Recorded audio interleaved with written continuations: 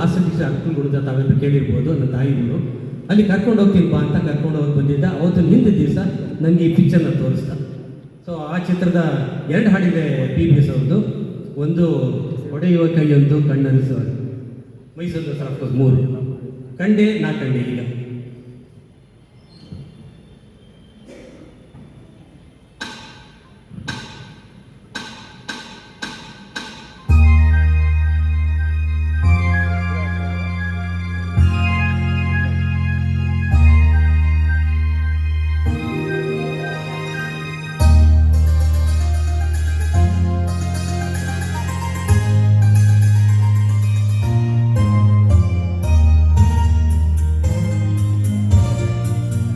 ಕಂಡೆ ನಾ ಕಂಡೆ,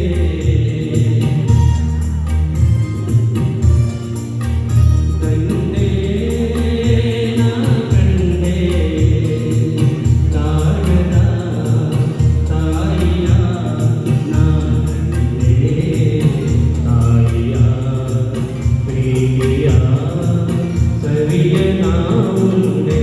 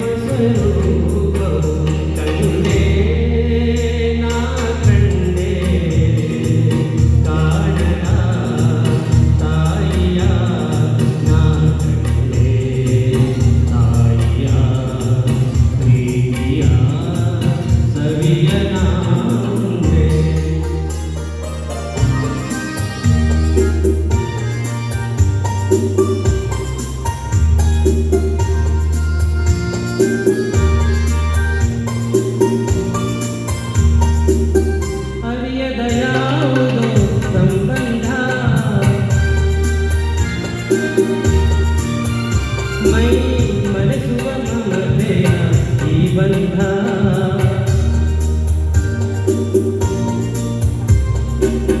ಅರಿಯದ ಯಾವುದೋ ಸಂಬಂಧ.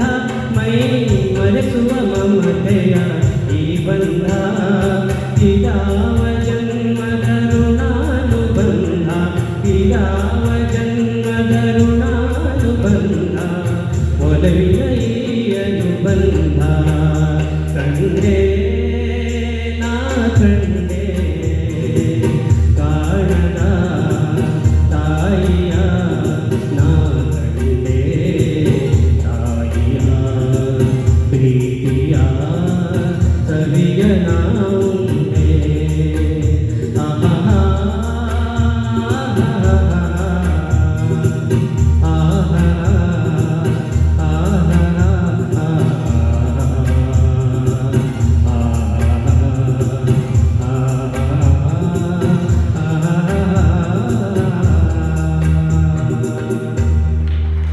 Thank you. ಇನ್ನು ಒಂದೇ ನಿಮಿಷ ಏನೋ ಒಂದು ಪರ್ಮಿಟ್ ಮಾಡಿದೆ, ಯಾಕಂದರೆ ಈ ವಿಷಯ ನಾನು ಹಿಂದೆ ಎಲ್ಲಿಯೂ ಹಂಚ್ಕೊಂಡಿರಲಿಲ್ಲ. ಇವತ್ತೇ ರಾಜ್ಕುಮಾರ್ ಅವ್ರ ಬಗ್ಗೆ ಮಾತಾಡಿದ್ದು. ಹಂಚ್ಕೋಬಾರ್ದು ಅಂತಲ್ಲ, ನಮ್ಮ ಮಹಾಪುರುಷನ ಬಗ್ಗೆ ಮಾತಾಡೋಕ್ಕೆ ನಮಗೇನು ಯೋಗ್ಯತೆ ಇದೆ ಅಂತ ಇವತ್ತು ಮಾತಾಡಿದ್ದೀನಿ. ಈಗ PBS ಅವ್ರ ಬಗ್ಗೆ ಒಂದು ನೈಜ ಸಂಗತಿ. ಡಾಕ್ಟರ್ PBS ಅವರು ಚೆನ್ನೈನಲ್ಲಿ ಯಾವಾಗಲೂ ಹೋಟೆಲ್ ವುಡ್ಲ್ಯಾಂಡ್ಸ್ ಹೋಟೆಲ್ ಯಾವಾಗಲೂ ಅವರ ಬರನೆಲ್ಲ ಬರಿತಾ ಇರ್ತಾರೆ, ಅಲ್ಲೇ ಸಾಮಾನ್ಯ ಕಾಲ ಕಳೀತಾ ಇರ್ತಾರೆ ಅಂತ ಎಲ್ಲ ಮ್ಯಾಗ್ಝಿನಲ್ಲಿ ಪೇಪರ್ ಓದಿದ ಜ್ಞಾಪಕ ಇತ್ತು ನನಗೆ. 2009 ಅಕ್ಟೋಬರ್ನಲ್ಲಿ ಒಂದು ENT ಕಾನ್ಫರೆನ್ಸು ಚೆನ್ನೈನಲ್ಲಿ ಬಂತು. ಆವಾಗ ನಾನು ಪ್ಲ್ಯಾನ್ ಮಾಡಿ ವುಡ್ಲ್ಯಾಂಡ್ಸ್ ಹೋಟೆಲ್ಲೇ ಬುಕ್ ಮಾಡಿದೆ. ನೋಡೋಣ ಒಂದು ಚಾನ್ಸ್ PBS ಸಿಕ್ಕಿದೆ ಅಂತ ವುಡ್ಲ್ಯಾಂಡ್ಸ್ ಹೋಗ್ವಿ. ಅಲ್ಲಿ ಹೋದ ತಕ್ಷಣ ನಾನು ಫಸ್ಟ್ ಕ್ವಶನ್ ಕೇಳಿದ್ದು ಹೆಲ್ಪರ್ ಬಾಯ್ನ, PV ಶ್ರೀನಿವಾಸ್ ಅವ್ರು ಬರ್ತಾರನಪ್ಪ ಅಂತ ಕೇಳಿದೆ. ಬರ್ತಾರೆ ಸರ್ ಅಂತಂದ. ಆಶ್ಚರ್ಯ ಆಯಿತು. ಬಂದಿದ್ದಾರಾ ಅಂತ ಕೇಳಿದೆ. ಇಲ್ಲ ಸರ್ ಬರ್ತಾರೆ ಅಂತ. ಬಂದ ತಕ್ಷಣ ದಯವಿಟ್ಟು ಹೇಳಪ್ಪ ಅಂತ ಹೇಳಿದೆ. ಅವ್ನು ಸ್ವಲ್ಪ ಹೊತ್ತಾದ್ಮೇಲೆ ಬಂದು ಹೇಳ್ದ, ಸರ್ PBS ಅವ್ರು ಬಂದಿದ್ದಾರೆ ಅಂತ. ನಾನು ಹೋಗಿ ಅವ್ರನ್ನ ಮೀಟ್ ಮಾಡಿ ಪರಿಚಯ ಮಾಡಿಕೊಂಡು, ಸರ್ ತಮ್ಮದೊಂದು ಇಂಟರ್ವ್ಯೂನ ನಾಳೆ ಒಂದು ಅರ್ಧ ಗಂಟೆ ಮಾಡಬೇಕು ಅಂತ ತುಂಬ ಆಸೆ ಆಗಿದೆ, ದಯವಿಟ್ಟು ಟೈಮ್ ಕೊಡಿ ಅಂತ ಕೇಳಿದೆ. ಆಯಿತು ಬನ್ನಿ, ನಾಳೆ 5 ಗಂಟೆ ಬನ್ನಿ ನೋಡೋಣ ಅಂತ ಹೇಳಿದರು. ಸೊ ಇದಕ್ಕೆ ತಕ್ಕಂತೆ ನಾಳೆ ನೆಕ್ಸ್ಟ್ ಡೇ ನಾನು ನನ್ನ ವೈಫು ಆ ಹೋಟ್ಲು ಅದಕ್ಕೆ ಪಕ್ಕ ಐ ಥಿಂಕ್ ಕೃಷ್ಣ ರೆಸ್ಟೋರೆಂಟ್ ಅಂತ ಇಲ್ಲ, ಅಟ್ಯಾಚ್ಡು ವುಡ್ಲ್ಯಾಂಡ್ಸ್ ಹೋಟ್ಲು, ಅಲ್ಲಿ ಕೂತ್ಕೊಂಡು ಕಾದ್ವಿ ಬರಲೇ ಇಲ್ಲ PBS ಅವರು. 5:30, 5:45 ಆಯಿತು, 5:50 ಆಯಿತು. ನಾನು ಹೆಂಡತಿಗೆ ಹೇಳಿದೆ, ಬಾಮ ಹೋಗೋಣ, ನಮ್ಮ ಹತ್ರ ಇಷ್ಟು ಲಕ್ಷಾಂತರ ಜನಗಳು ಇರ್ತಾರೆ, ನಮ್ಮ ಮಾತಿಗೆ ಪಾಪ ಅವರು ಮರ್ತಿರ್ಬೋದು ಅಥವಾ ನೋಡೋಣ ಅಂತಿರ್ಬೋದು ಅಂತ. ಅದಾದ 10 ನಿಮಿಷಕ್ಕೆ ಕಾರೆಲ್ಲ ಬರ್ತಾ ಇತ್ತು, ಸ್ಕೂಟ್ರಲ್ಲಿ ಬಂದು ನಿಂತಿತ್ತು, ಒಂದು ರಿಕ್ಷಾ ಬಂದಿತ್ತು. ನೋಡ್ದಿದ್ದು ರಿಕ್ಷಾಯಿಂದ ಇಳಿತಾರೆ PBS ಅವರು. ರಿಕ್ಷಾಯಿಂದ ಇಳಿದ್ರು, ಹತ್ರ ಓಡೋದ್ವಿ. ನಿಮ್ಗೆ ಗೊತ್ತು ಎಲ್ರಿಗೂ, ಎಲ್ಲ ಸುತ್ತಲೂ ಪೆನ್ಗಳು ಜೋಬ್ನಲ್ಲಿ ಹೋಗಿ ಮಾತಾಡಿಸಿ, ಸರ್ ತಮ್ಮ ಹತ್ರ ಬಂದಿದೆ ನೆನ್ನೆ, ಇವತ್ತು ಒಂದು ಇಂಟರ್ವ್ಯೂ ಕೊಡಬೇಕು ಅಂತ. ಆಯಿತು ಬನ್ನಿ ಅಂತ ಒಳಗಡೆ ಹೋದ್ವಿ.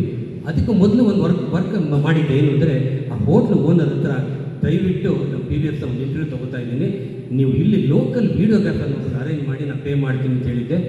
ಆಗ ಹೋದ ತಕ್ಷಣ ಅವರು ರಿಮೈಂಡ್ ಮಾಡಿ ಅಂತ ಹೇಳಿ ನಾವು ವೀಡಿಯೋಗ್ರಾಫರ್ ಅಂತ. ನಿಜವಾಗ್ಲೂ ನಮ್ಮದೇ ಬಿಟ್ಟರೆ 10 ನಿಮಿಷ ವೀಡಿಯೋಗ್ರಾಫರ್ ಬಂದ. ಅದ್ರ ಒಳಗಡೆ ಒಂದು ಹಾಲಿತ್ತು. ಅಲ್ಲಿ ಓನರ್ ಹೇಳಿದ್ರು, ಮಂಗಳೂರು ಅಂತ ಕಾಣುತ್ತೆ, ತುಂಬ ಒಬ್ಲೈಜ್ ಮಾಡಿದ್ರು.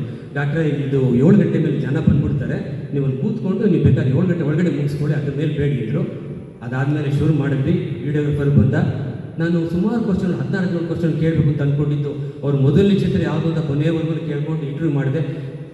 ಎಷ್ಟು ಭಾಳ ಕೂಲಾಗಿ ಅವರು ಒಂದೊಂದು ಪ್ರಶ್ನೆಗೆ ಉತ್ತರ ಕೊಟ್ಟರು ಅಂದರೆ, ಅದನ್ನು ವೀಡಿಯೋ ಮಾಡಿದ್ದು ಇವತ್ತು ನಾನು ಡ್ರಾಯಲ್ಲಿ ಸೇಫಾಗಿಟ್ಟಿದ್ದೀನಿ ಇವತ್ತಿಗೂ. ಆ ಮಹಾಪುರುಷ ಕೊನೆಯಲ್ಲಿ ಹೋದ್ಮೇಲೆ ಹೋಗೋ ಸಮಯದಲ್ಲಿ ಆ ವೀಡಿಯೋನ ನನಗೂ ಒಂದು ಕಳಿಸಿ ಅಂತಂದರು, ಕಳಿಸಿದ್ದೆ. ಅದನ್ನು ತುಂಬ ಇಷ್ಟಪಟ್ಟಿದ್ರು. ಅದಾದಮೇಲೆ ಪ್ರತಿ ವರ್ಷ ಹುಟ್ಟದಬ್ಬಲ್ಲಿ ಫೋನ್ ಮಾಡ್ತಾಯಿದ್ದೆ. ನಿಜವಾದ ಮಹಾಪುರುಷರು ಅಂತ, ಮಹಾಪುರುಷನ ಯಾವಾಗ ನೋಡ್ತೀವೋ ಡಾಕ್ಟರ್ ರಾಜ್ ಅವರು, ಡಾಕ್ಟರ್ PBSನವರು, ಈ ಬಗ್ಗೆ ಹೇಳಬೇಕು ಅಂತ ಅಂದ್ಕೊಂಡೆ.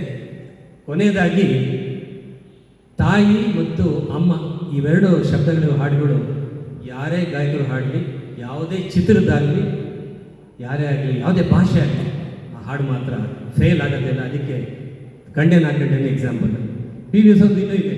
ಅಮ್ಮ ನೋಡೇ ಕಂಡುಬಿಟ್ಟು ನೀನೇ ಮಗನ ಒಳಗೊಂಡು, ಅಮ್ಮ ಎಂದರೆ ಏನು ಸಂತೋಷವೋ, ಎಷ್ಟು ಹಾಡುಗಳಿದೆ, ಬೇಕಾದಷ್ಟಿದೆ. ಇನ್ನು ಥ್ಯಾಂಕ್ ಯು ಒನ್ಸ್ ಮೋರ್. ನಾನು ಸ್ವಲ್ಪ ಜಾಸ್ತಿ ಟೈಮ್ ತೊಗೊಂಡಿದ್ದ ಕಂಡು ಬೇರೆ ಗಾಯಕರು ಕಾಯ್ತಾ ಇರ್ತಾರೆ, ಆದರೂ ಹೇಳ್ಬಿಡ್ಬೇಕು ಅಂತ ಮನಸ್ಸಾಯ್ತು, ಹೇಳಿದ್ವಿ. Thank you once more. ಈ ಸ್ಟ್ಯಾಂಡ್ ತುಂಬ ಚೆನ್ನಾಗಿದೆ.